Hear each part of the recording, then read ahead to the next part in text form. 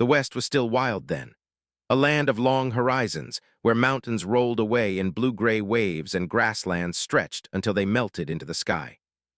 It was a country of rivers that flashed silver in the sunlight, of cottonwood groves and endless sagebrush plains. The railroad had reached Wyoming, but law and order often lagged behind. Ranchers, cowboys, drifters, outlaws, and settlers all struggled to carve out a life on this raw and untamed land. It was in this landscape that one man stood apart.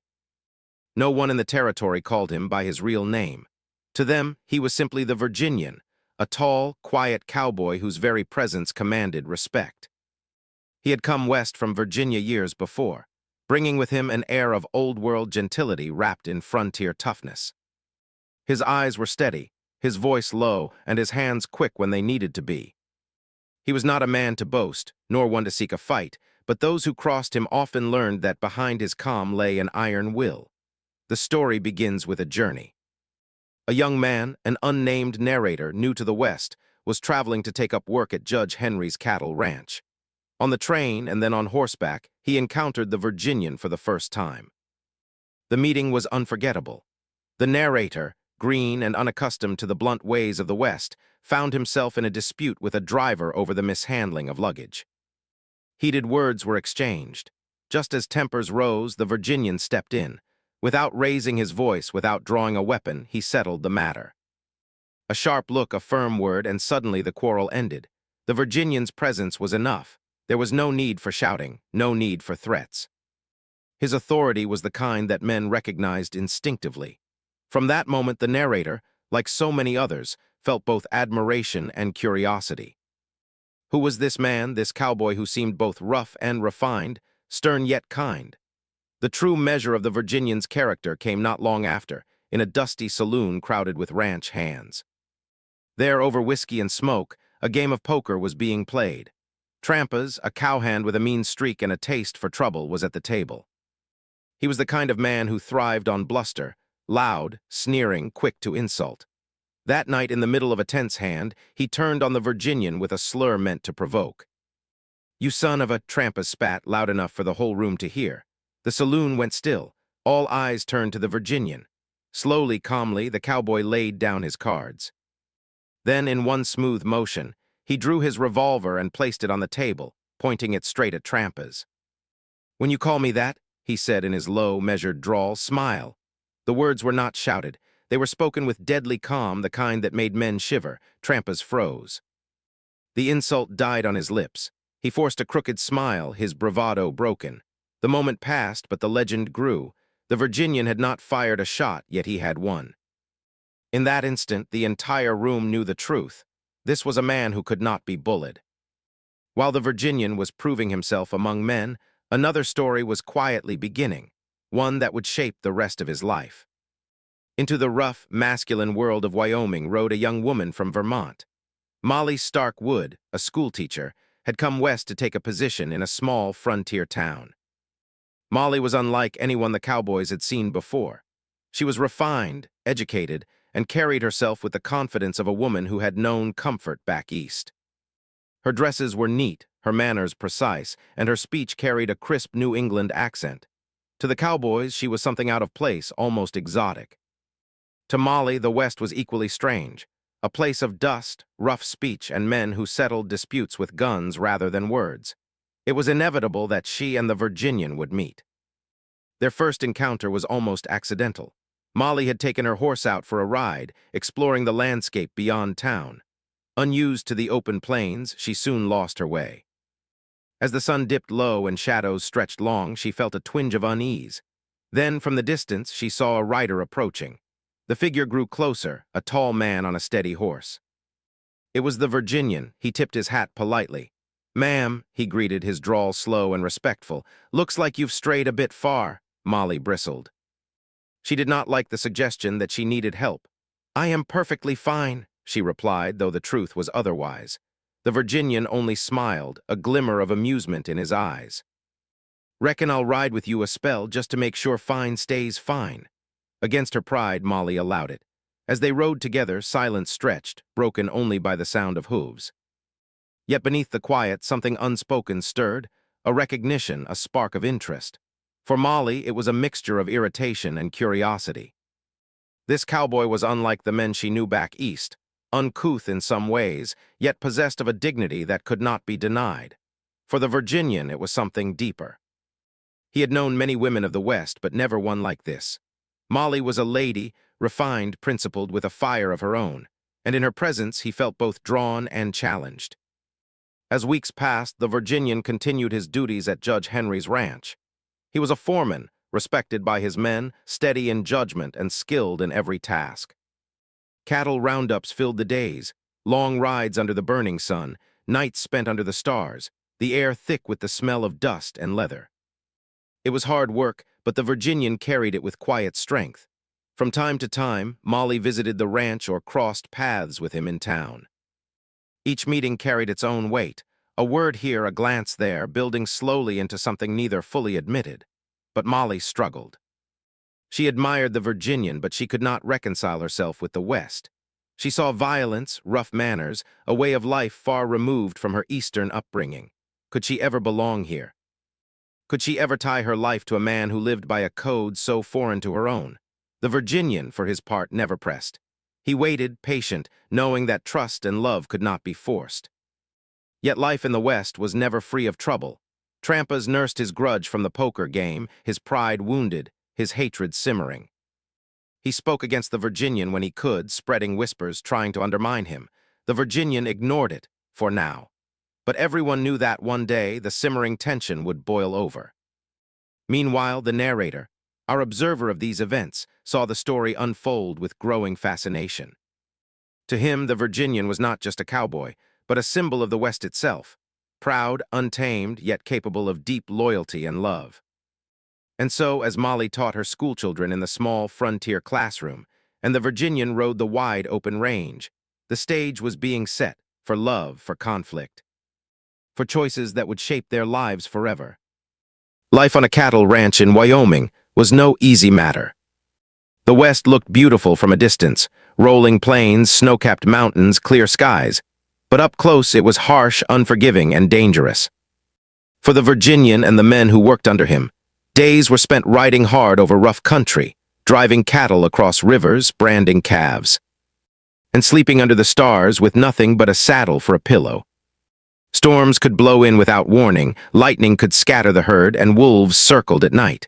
But hardest of all was not the land itself, it was the men who chose to live there. For where law was thin, men's choices became the law. Honor, loyalty, and reputation mattered more than written codes. A man's word was his bond, and betrayal was punished swiftly. The Virginian carried that truth deep within him. He had risen to become Judge Henry's trusted foreman because men respected his judgment. He was stern but fair, calm but decisive, and when trouble came, as it always did, he faced it without flinching. Meanwhile, Molly Stark Wood was learning what it meant to live in the West. Teaching children in a rough schoolhouse was only part of it. She had to adapt to the food, the weather, and the blunt manners of people who had no time for politeness. At first, she resisted. She clung to her Eastern ways, holding herself apart from the roughness around her. But slowly, the land began to work on her. She could not deny its grandeur. She could not ignore the courage it demanded of those who lived there, and she could not forget the Virginian. He came to visit sometimes, riding into town on his horse, hat tipped politely, his quiet drawl greeting her with a warmth she pretended not to notice. She tried to keep her distance, reminding herself that this man belonged to a world of violence and lawless justice, a world she did not wish to enter, but his presence lingered. She found herself looking for him, wondering when he might appear again. Among the ranch hands, the Virginian had many companions, but none closer than Steve, a good-natured cowhand with a quick laugh and an easy manner. Steve was not as steady or as wise as the Virginian, but he was loyal and kind, the sort of man who brought lightness to long, weary days on the trail. The two had shared many rides, many nights around the campfire, swapping stories under the endless stars. They were more than friends, they were brothers in the hard fraternity of the range. But trouble has a way of finding even good men. As the months passed, cattle theft grew bolder in the territory. Horses and cows disappeared in the night, trails were cut, brands altered. Whispers spread of organized rustlers working in secret. One day, the Virginian received word that Steve had been seen in the company of known thieves. At first, he would not believe it. Steve might be careless, even foolish, but he would never turn outlaw. Not Steve. But the evidence mounted. Tracks were followed, signs discovered, and soon the truth became clear. Steve had crossed the line. The Virginian's heart sank. He wanted to deny it, to look the other way, but his duty as foreman and as a man of honor would not allow it. Justice in the West was swift and harsh. Rustlers were not tried in courtrooms. They were judged by the men whose livelihoods they threatened. It was spring when they caught them, Steve and a small band of rustlers. They were driven to a grove of cottonwoods, guarded by grim-faced men. The Virginian rode among them, his face set in sorrow. He did not relish this duty. He had no hatred in his heart, but he knew what had to be done. A makeshift tribunal was held. The charges were read. The evidence was plain. Steve stood before them, his eyes darting, his usual laughter gone. When his gaze met the Virginian's, there was a plea there, a silent cry for mercy. The Virginian's chest tightened. This was his friend, the man he had ridden with, laughed with, trusted. But in the silence of the grove, he knew there was no escape. The cattlemen could not let this go unpunished. If they showed weakness, the rustlers would grow bolder and the lawlessness would spread. The sentence was pronounced, hanging. The Virginian stepped forward. His voice was quiet, but it carried to every man present. "Steve," he said, "you've been my friend. If there was another way, I'd take it, but you chose this path, and now—" His voice faltered. He swallowed hard. "Now you must pay it." Steve's shoulders slumped. For a moment it seemed he might beg, but then something changed in his face. He stood straighter, nodded once, and said, "I reckon you're right." The Virginian helped him mount the horse. His hands were steady, though his heart was breaking. When the noose was placed, Steve looked at him one last time. "Goodbye, old friend," he whispered. The Virginian gave the signal, the horse bolted, and Steve was gone. Word of the lynching spread quickly. When Molly heard, she was horrified. To her Eastern mind, it was barbaric, men taking the law into their own hands, ending lives without trial or appeal. When next she saw the Virginian, her eyes were filled with anger. "How could you?" she demanded. "How could you stand there and let it happen?" "A man's life is not yours to take." The Virginian bore her fury in silence. At last he said quietly, "Ma'am, I didn't want it. But out here, if we don't guard the cattle, if we don't punish the thieves, then every man loses. We ain't got courts that work like yours back east. We got only ourselves." "That's no excuse," Molly cried. "It's murder." His face was grave. "Maybe so. But if you'd seen what happens when rustlers go free, you'd know there was no choice." Her eyes filled with tears, not just of anger, but of disappointment. She had begun to believe in him, to trust him, but now she saw only violence, a world she could not understand. The Virginian's heart ached. He loved her, though he had not said it aloud. But he knew that love built on misunderstanding could not last. He would wait. He would prove himself, not with words, but with the life he lived. While the Virginian wrestled with his sorrow and Molly with her doubts, another danger was growing. Trampas, humiliated at the poker table months before, had not forgotten his grudge. He spoke against the Virginian in saloons, stirring discontent among restless men. He whispered poison into willing ears, hinting that the Virginian thought himself better than the rest, that he ruled like a king over Judge Henry's ranch. Some believed him, others laughed him off. But slowly, steadily, Trampas wove his net of malice.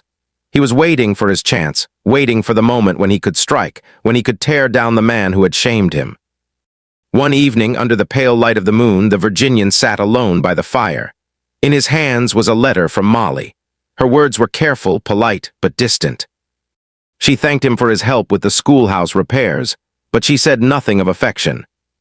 Instead, there was an unspoken wall between them, a reminder of the lynching, of the gulf between her world and his. The Virginian read the letter slowly, then folded it and placed it in his pocket. His face was calm, but his eyes carried a deep sadness. He loved her. He knew it as surely as he knew the stars above. But love was not enough if she could not accept the life he lived. Still, he would not give up. The West had taught him patience. Storms passed, rivers shifted, seasons changed. Perhaps in time Molly would see the truth, that behind the hardness of his world lay honor, loyalty, and a heart that beat only for her. Summer came, hot and dry. The grass turned brittle, the rivers ran low. Cattle drives grew longer, harder. The Virginian rode at the head of his men, steady as ever, but beneath the surface, storms were brewing. Trampas's whispers grew bolder, rustlers struck again, and Molly's struggle with her heart continued. The Virginian stood between them all, between lawlessness and order, between love and loss, between the man he was and the man he longed to be.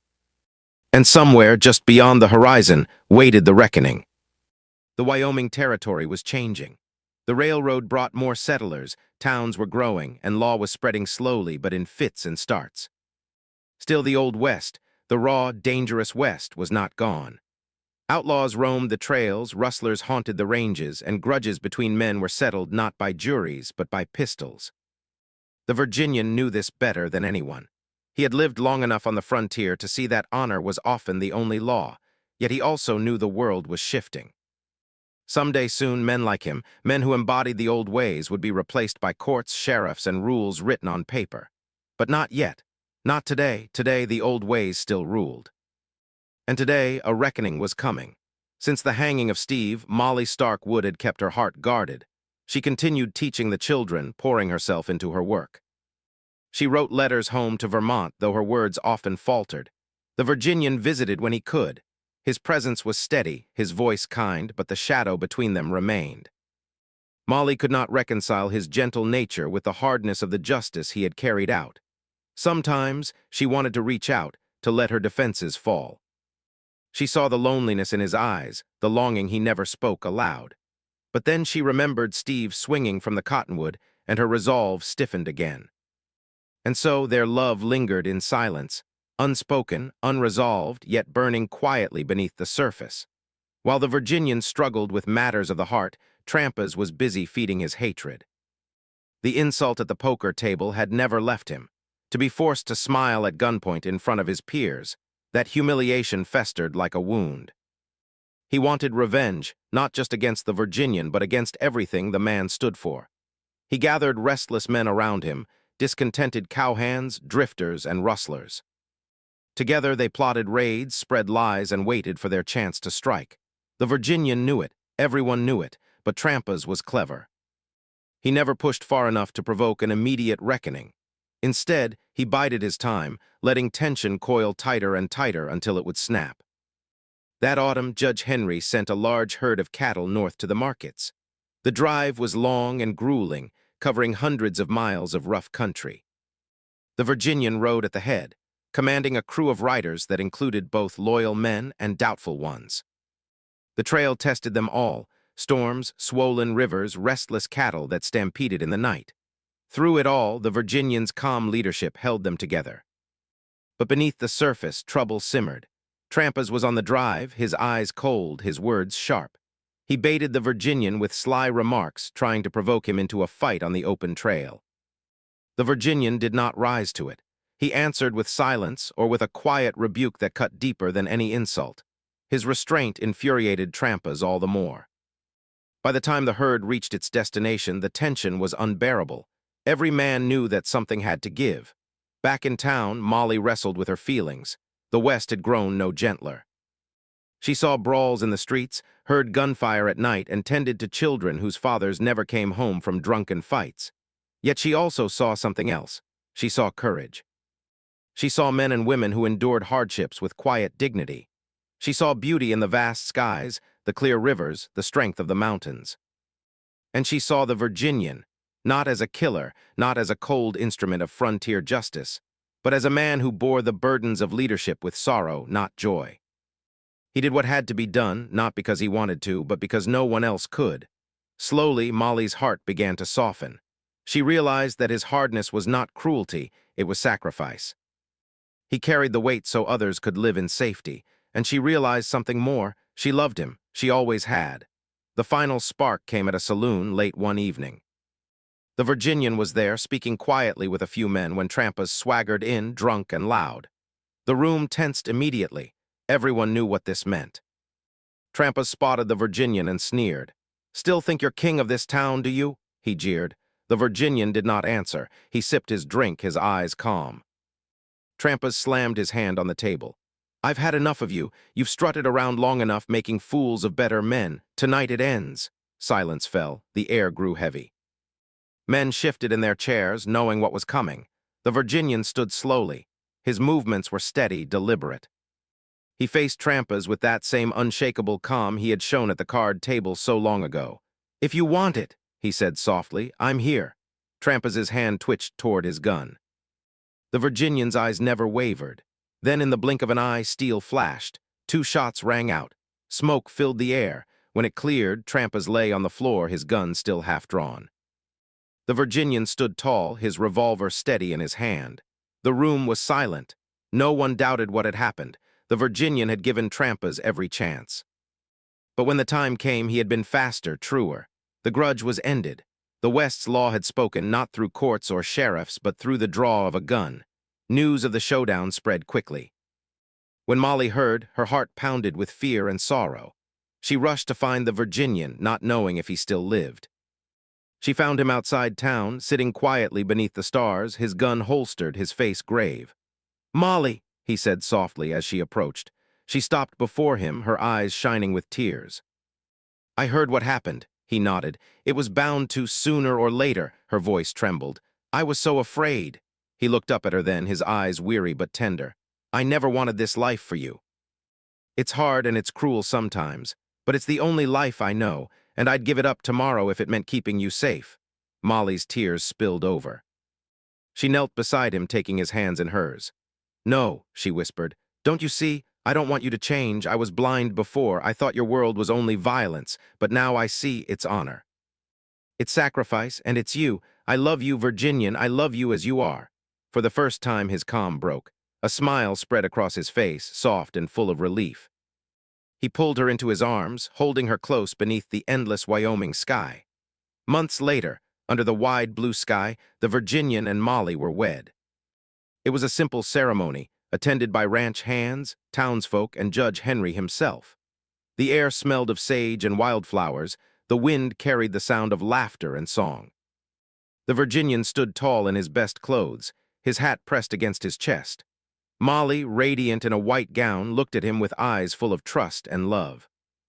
They exchanged vows, words simple but binding, spoken with the gravity of 2 souls who had endured trials and found strength together. When the kiss was given, the men cheered, hats flew into the air, and the West itself seemed to rejoice. In the years that followed, Molly and the Virginian built a life on the ranch. It was not without hardship, storms, sickness, and the unending demands of cattle and land. But it was filled with love. Molly brought refinement, books, and music into their home. The Virginian brought steadiness, protection, and a deep devotion that never faltered. Together they raised children, blending Eastern grace with Western grit. And though the West around them changed, towns grew, law spread, the frontier tamed, the legend of the Virginian lived on.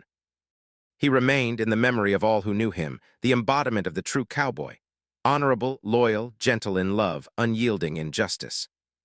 And so ends the tale of the Virginian, a story not only of gunfights and cattle drives, but of love, honor, and the meeting of 2 worlds. It is the story of a man who lived by a code as vast and unbending as the land itself, and of the woman who saw beyond the hardness to the heart within. A love story of the West, a story for all time.